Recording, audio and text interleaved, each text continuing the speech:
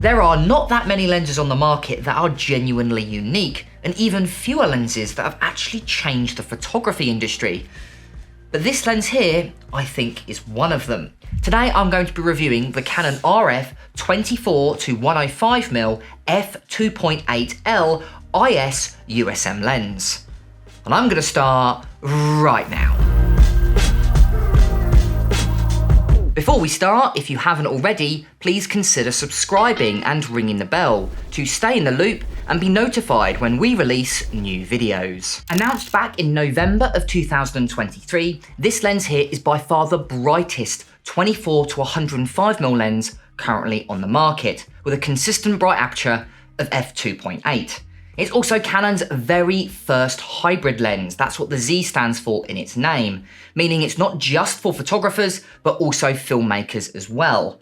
But it is entering a very saturated part of the market, meaning there's lots of Canon RF standard zoom lenses already available. Like for example, the far cheaper 24-105mm f4, or the far more popular 24-70 f2.8. So is this lens actually worth a spot in your camera bag? And is it actually worth the incredibly high price tag?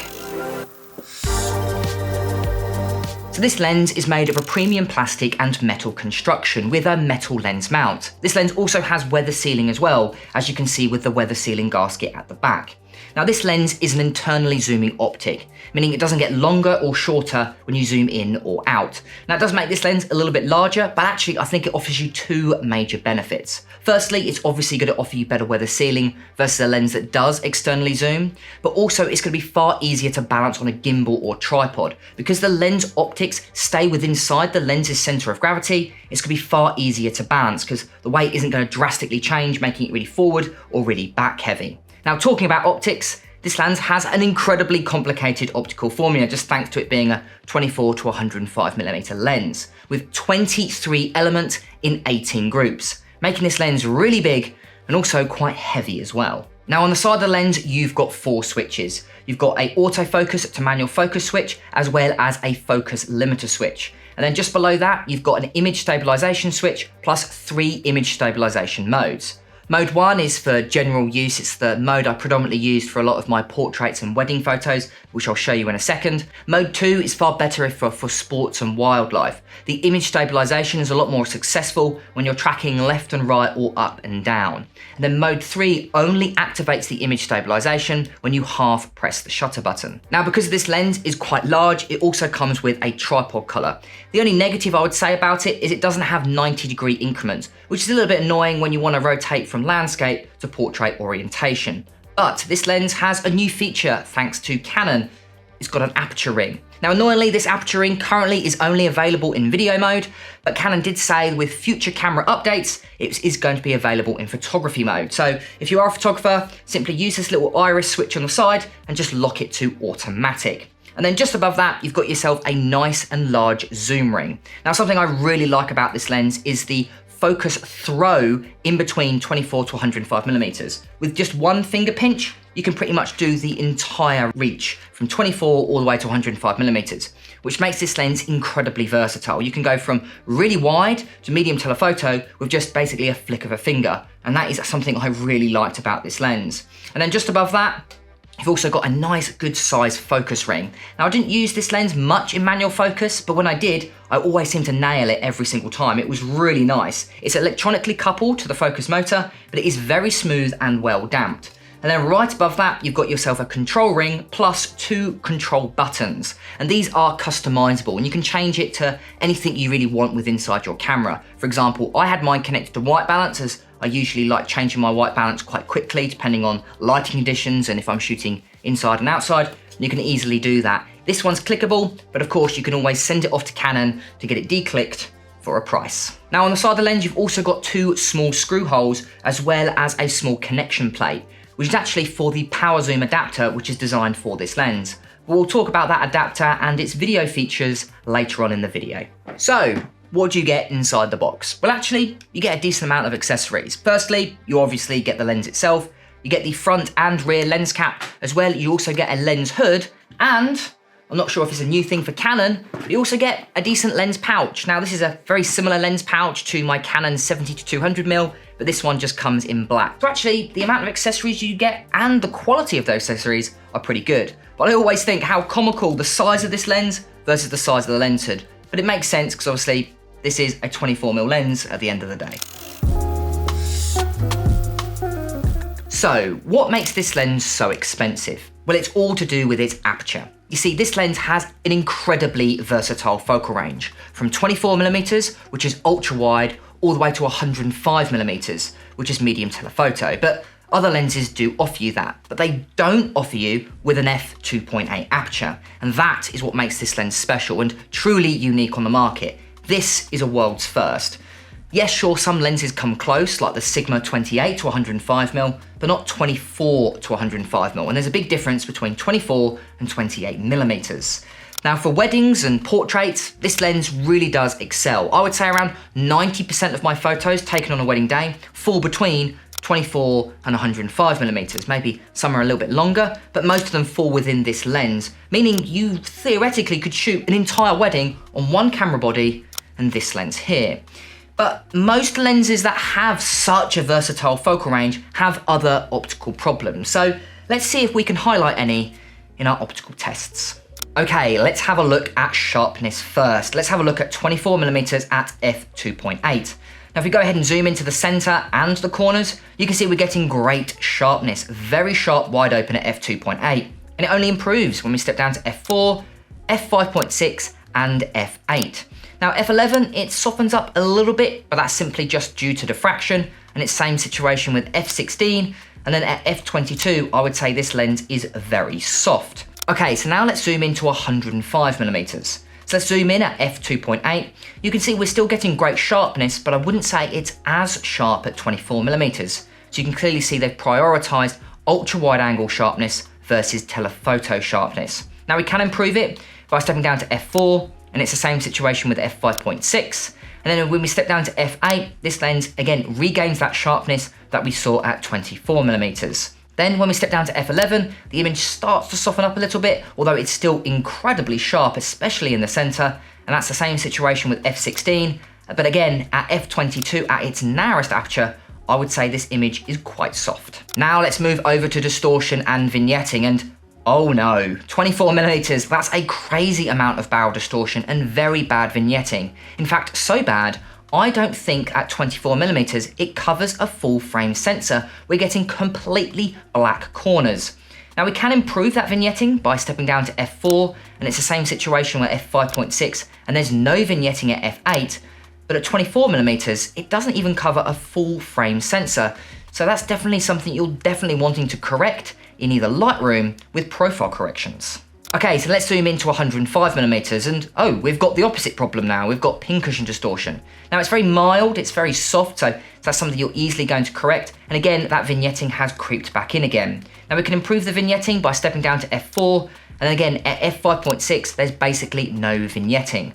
So the distortion and vignetting of this lens, which is something I was expecting to be bad, is actually worse than I thought. Now, this lens definitely is not sold as a macro lens, although it does have impressive macro performance, with a minimum focus distance of just 45 centimeters, with an impressive maximum reproduction ratio of 0.29. Although when we do zoom in and look at close-up image quality, it's about average for a standard zoom lens. You're getting nice and close to your subject, although you're getting a little bit of ghosting and a little bit of lacking in contrast. Now we can improve that by stepping down to f4, then f5.6, and then at f8, where you're getting true sharpness.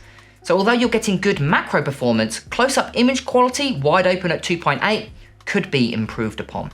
Now let's have a look at flaring, and obviously because this lens has a very complicated optical formula, you are going to get some color flaring and a little bit of reduction in contrast, but I would say it actually performs above average for other standard zoom lenses. Most standard zoom lenses will have color flaring, but the actual contrast of this lens I would say is really good. So obviously do try and avoid pointing it towards any bright lights if you do want to avoid flaring.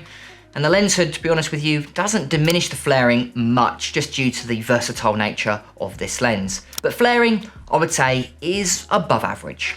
And lastly, let's have a look at bokeh. And I think it's the main reason why you'd want to buy a lens like this. Firstly, it's got a 11-bladed, rounded aperture diaphragm, as well as it's got an amazing aperture of f2.8. So it lets in a ton of light, but also at 105mm, really you can separate that foreground and background. It also renders that background also really nice. Even complicated backgrounds like trees, for example, like this image here, just seems to melt into the background. And I just love the foreground and background separation, and the bokeh of this lens is absolutely exceptional. One of the biggest selling points of this lens.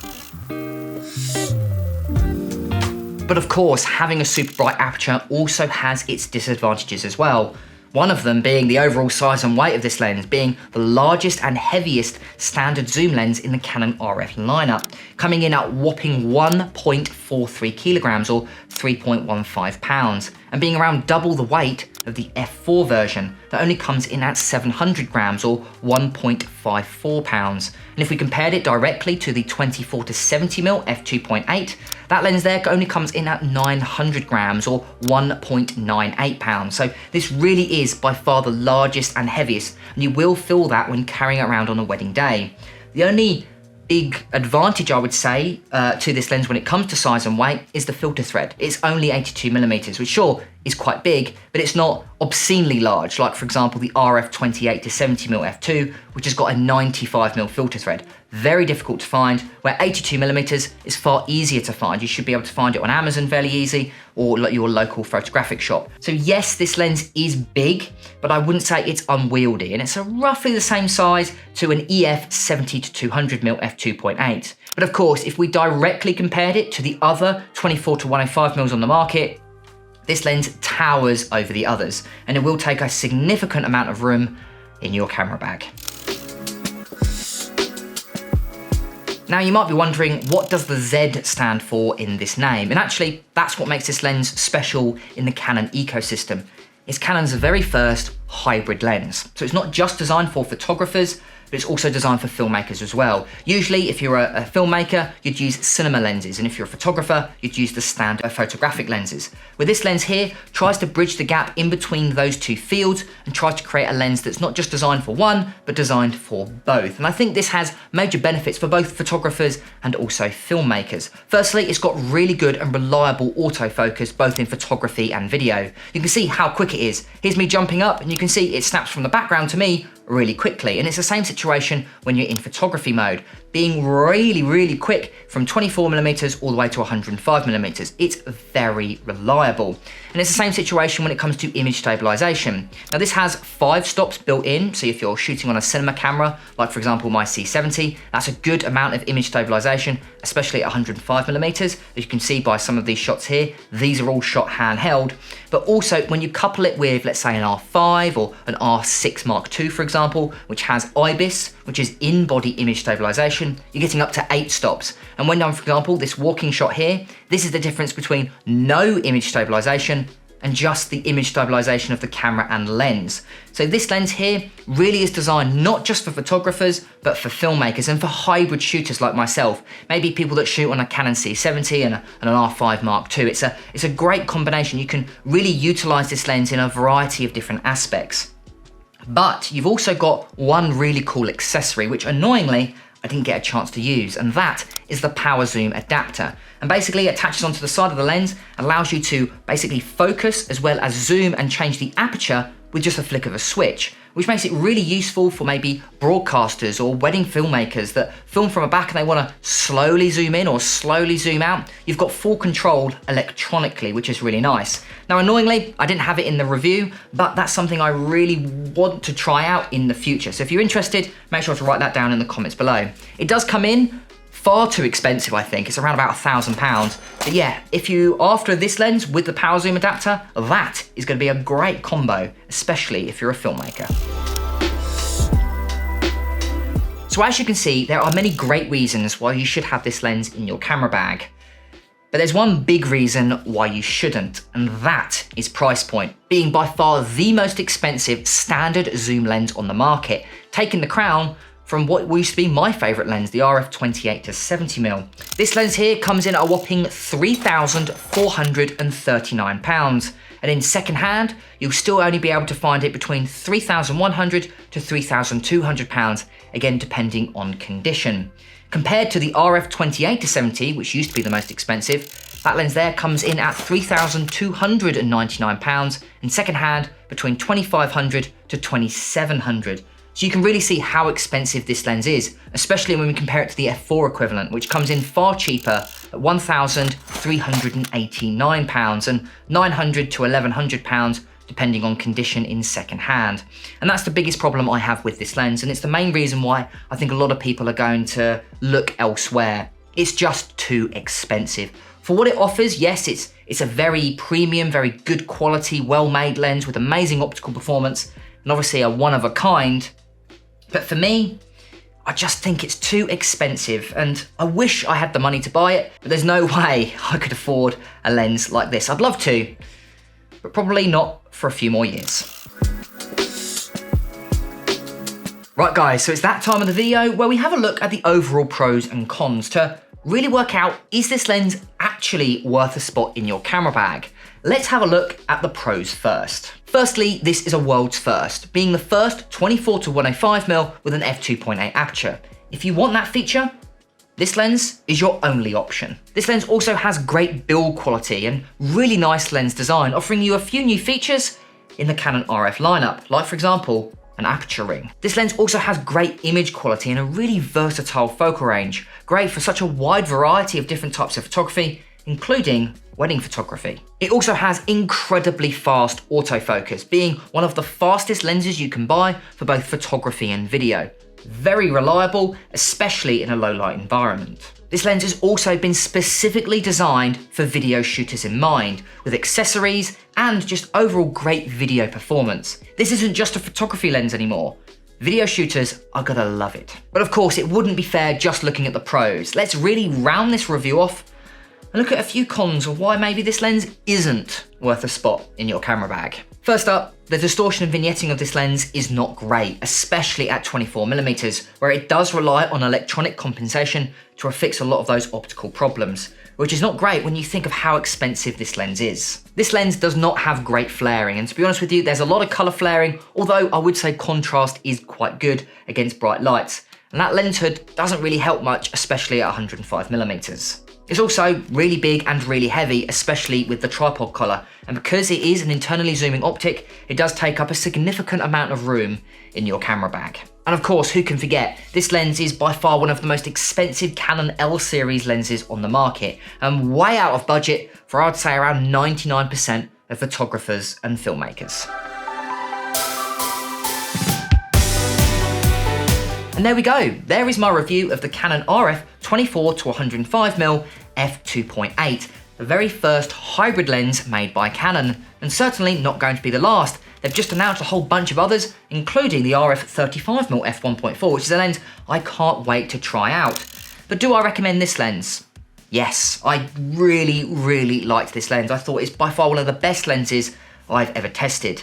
But annoyingly, it's not going to be in my camera bag anytime soon, just due to the price point. In my opinion, I just think it's a little bit too expensive. But if you do have the budget for it, I definitely think this is going to be a great lens to have in your camera bag. And with an overall score of 35 out of 50, this is a recommended lens to have in your camera bag. Thank you to all of my YouTube members that are currently supporting the channel and helping me buying a lens like this. If you want to support the channel and get some awesome perks, including free Lightroom presets, make sure to go ahead to the link in the description. I've been James for Photo Fever, and I'll catch you guys next time.